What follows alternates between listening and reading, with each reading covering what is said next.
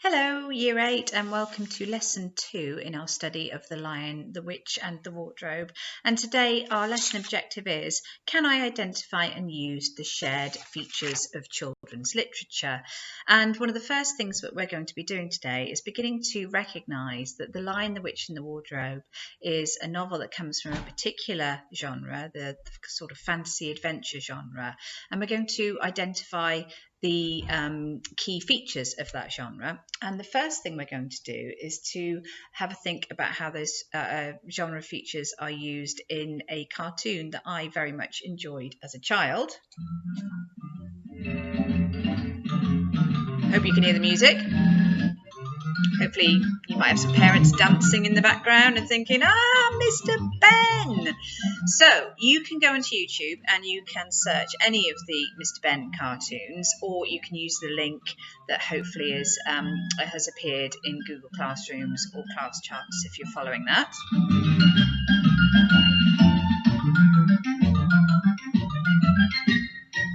So watch the opening of the cartoon, first couple of minutes, and can you begin to think of the links between Mr. Ben and chapter 1 of The Lion, the Witch and the Wardrobe, which we read yesterday?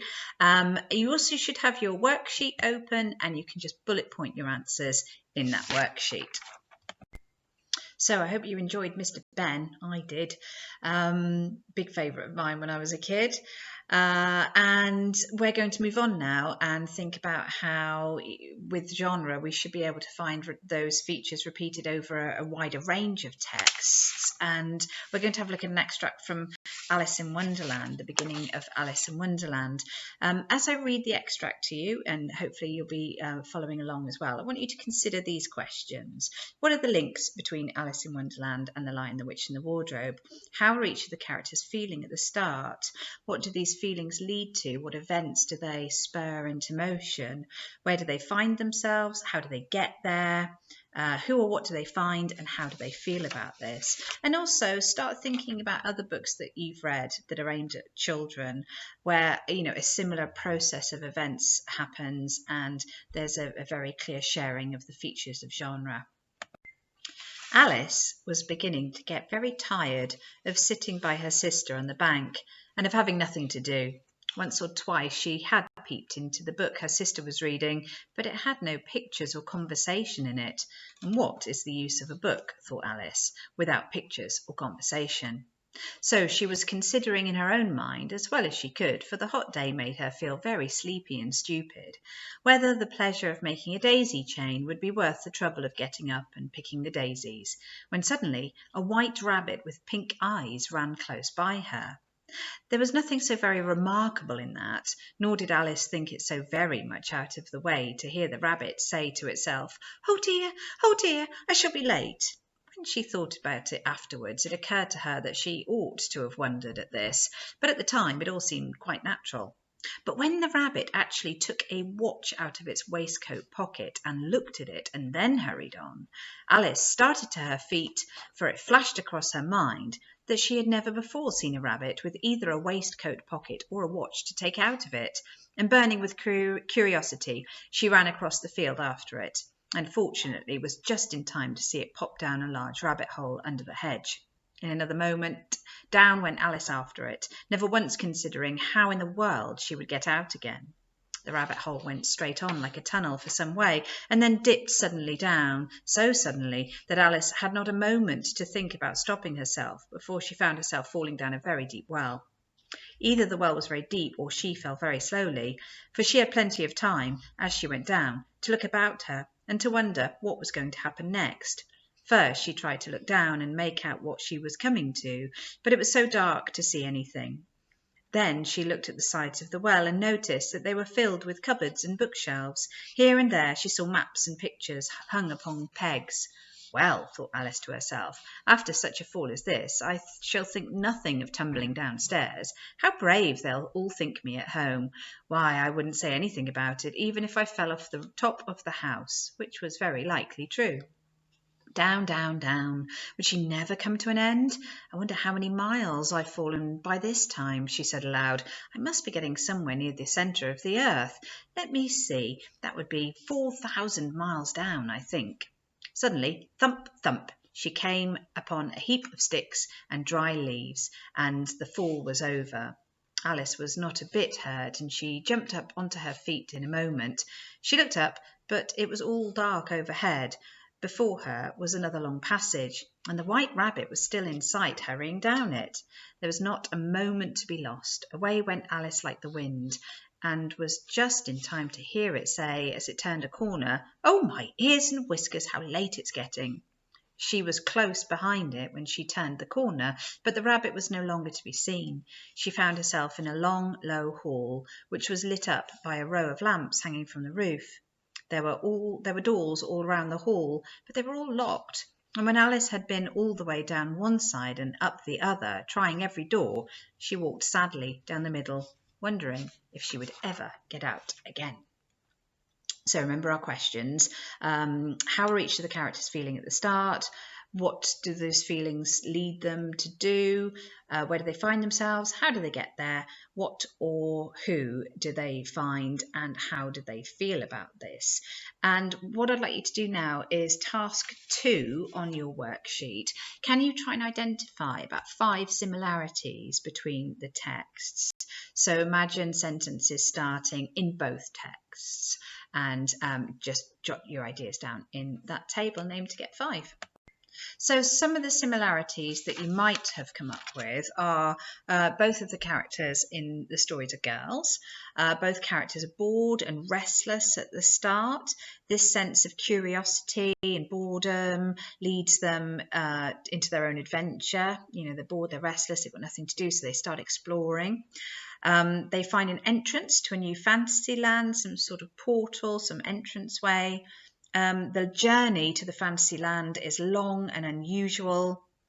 Rather than being frightened by it, it's an interesting feature that they're both sort of curious and puzzled rather than terrified.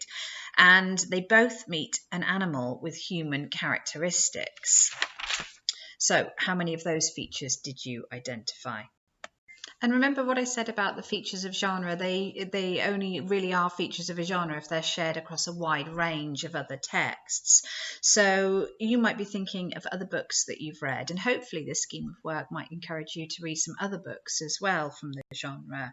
So things like Peter Pan, even Harry Potter share lots of those features. And a favourite of mine, again from when I was young, is a book called The Box of Delights, which I would highly recommend reading, especially as we've just had Christmas and the novel is set at Christmas.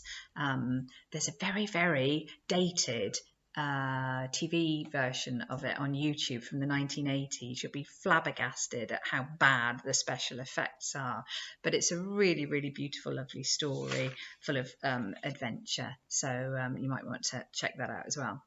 Interesting to pause here and just wonder why there are so many books in children's fiction that use these features. If you went up to the library, hopefully you'll be back up in the library soon, and took all the books off the shelf that shared those kind of fantasy adventure features, you'd probably end up clearing the shelves of most of the books. So I wonder what it is about children's literature that means that this is such a common feature. So just pause the video for a second and have a think about why those features occur so often in children's books, and see if you can think of at least 3 reasons why so many children's books use these features. Okay, so hopefully you pause the video, you've jotted down your own ideas, and hopefully you've got some interesting and original ideas. But I would say, number 1, it's purely for enjoyment and to stimulate the imagination. You know, a lot of pleasure is got out of watching characters on adventures. And it suddenly occurred to me that lots of you might have been following the TV series of The Northern Lights as well, another classic children's adventure series where, you know, the character goes into another world and goes on a fantasy adventure through, you know, that idea of the portal. We talked in lesson 1 about resilience as well. And I think by reading these books, you're watching almost like role models, children possibly your age, a bit younger, a bit older, but experiencing difficulties and overcoming those difficulties.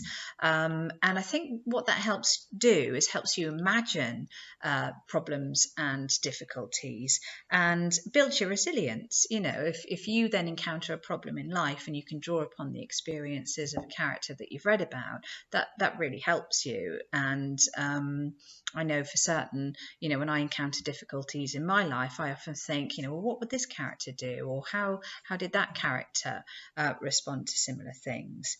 And I think the other thing is that it's a safe space in which to experience danger. And it might be worth just thinking about the context of The Lion, the Witch and the Wardrobe here, because it was written, I'm just going to have to double check this. Certainly there are references, aren't there, to being evacuated and bombed. And in fact, it was first published in 1950. So just a few years after the end of the Second World War. And rather than talking directly about, the difficulties and horrors of the war, it creates a safe space in which to maybe explore, similar experiences. There is violence, there is danger, there are enemies in the book, but they're dealt with within a safe, contained space. We're going to do a little bit of work on our language skills for writing now.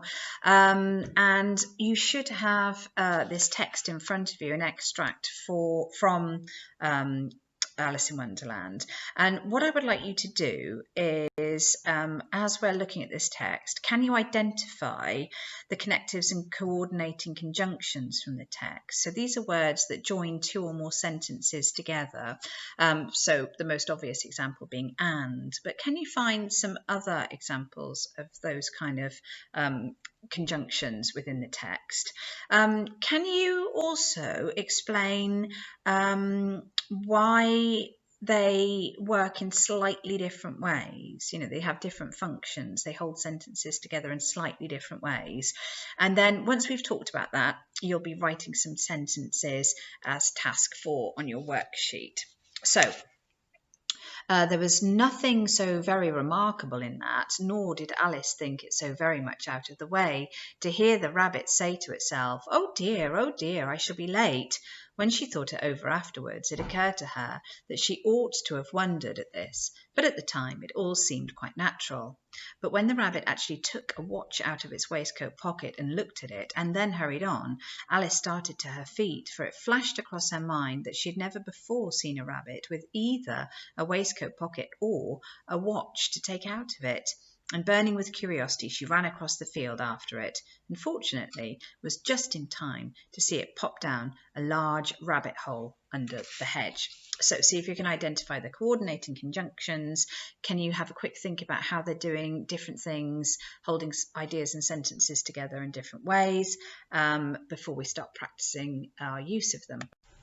Okay, so hopefully you've picked out nor, but, and or as some of the main coordinating conjunctions there. So we've got, there's nothing very remarkable in that, nor did Alice think it so very much out of the way. We've got, at the time it all seemed natural, but when the rabbit actually took a watch out of its waistcoat pocket. We've got never before had she seen a rabbit with either a waistcoat pocket or a watch to take out of it. And then finally we've got, and burning with curiosity, she ran across the field after it and fortunately was just in time to see it pop down the rabbit hole. And a really helpful way of remembering some of these coordinating conjunctions is using the acronym FANBOYS: for, and, nor, but, or, yet, and so. So some of those you might naturally use in your writing, things like and, but, and or, but you can enhance your writing by using some of the ones that we tend to neglect a little bit because we don't really use them in speech anymore. So really want to challenge you in a piece of writing in a second to try and experiment with things like for and nor and yet and so. And we've got some examples here. So For, I have to find a new job for I'm unemployed. It's a sort of cause and effect one. It can replace but because, but it sounds grander, doesn't it? It sounds much more formal, and it can make your work, have a nice ring to it.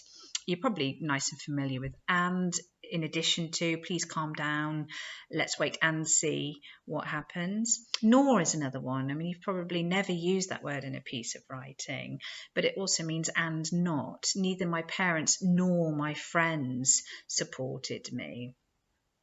But I've got homework, but I haven't. Sorry, I have got a home, but I haven't got a car. So you can use however in its place. Or can mean either. Does Clark have any brothers or sisters?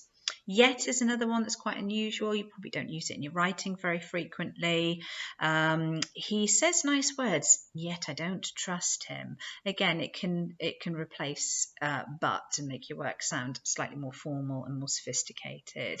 And so is sort of therefore it's cause and effect. My daughter's very smart, so everybody likes her. Bizarre example for a sentence there. So in your next task 4 on your worksheet, what I want you to do is see if you can experiment with your own sentences, in particular 4 sentences using nor, but, and or. Okay, so you've had a go at experimenting with that vocabulary, and you can go back to that previous slide whenever you want to have a look. And now it's time to put into practice what we've learned about these features of fantasy adventure in children's literature. So you've got a piece of creative writing to do. I want you to create a character who experiences a fantasy world in a very similar way to Lucy in The Lion, the Witch and the Wardrobe, and Alice in Alice in Wonderland, and of course, dear old Mr. Ben. So it doesn't have to be a girl, and you can either write from first person if you want to, so you're the character, or it can be third person. But I want you to try as far as possible to follow those features. So you start off with a character who's bored and restless. Is it raining outside? Have they been banned from using the computer, so suddenly they've got to use their imagination to generate some activities to keep themselves entertained? And that's going to lead them, that sense of boredom, restlessness, curiosity is going to lead them on the start of their adventure. Where are you going to find the entrance to the fantasy land? Is there a mouse hole under the bed, or do they look into a plug hole and sort of get sucked into an underwater world? How are they going to journey to the fantasy world? How are you going to make it seem strange and unusual? Because it's quite significant, that kind of movement from normal world to fantasy world. So make a big deal about that in your writing. Try and keep your character, and again, just like Isabel from the song in Lesson 1, rather than being frightened by what's happening to them, see if you can make them gutsy and adventurous, the curious and puzzled rather than frightened. And at the end of their journey, you want them to meet an unusual character, possibly an animal with human characteristics. So you're going to write that on your worksheet. That is task 5. So spend some time on that. Your challenge is to try and use the coordinating conjunctions that we've talked about. Can I ask you also to really take care with just the basics of writing, spelling, punctuation, and in particular, sentence demarcation? I'm getting a lot of work coming in from students that's dashed out in a hurry, very little punctuation being used properly. So really making sure that you're taking some pride in your work, you read it through, you check it before you send it off, and it's a good piece of writing. Try and set a timer if you can, so that you're spending a lot of time on this. It should be really a minimum of 15 minutes work, so it's a good quality piece of work, not just a couple of sentences dashed off in a hurry. Okay, looking forward to receiving the work from my class in particular. And when you have completed that work, then hopefully you're able to just save it into the Google Documents, and that will appear ready for your teachers to mark.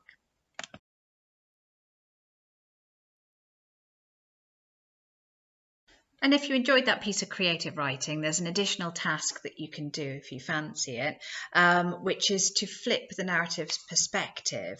So can you write a description of the appearance of Lucy in Narnia from Mr. Tumnus's point of view? So you are Mr. Tumnus, you are writing in first person, past tense, describing this event.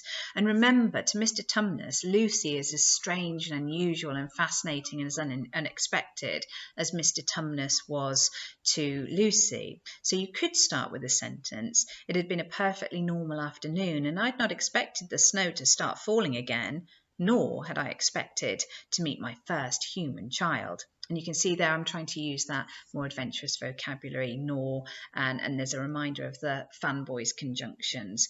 On the next slide, I've also put all of the books from the Chronicles of Narnia series in, because The Lion, Witch and the Wardrobe is actually book 2 of a series of 7, and hopefully some of you might want to go back to the beginning. I think it's The Magician's Nephew is the first one, and read the series through. And I don't usually say this, but there's some very good films, really good films, very well made, very faithful to the novel as well. So you might want to spend some time enjoying those films with your family. Okay, good luck with your writing, and we'll see you again next week for lesson 3.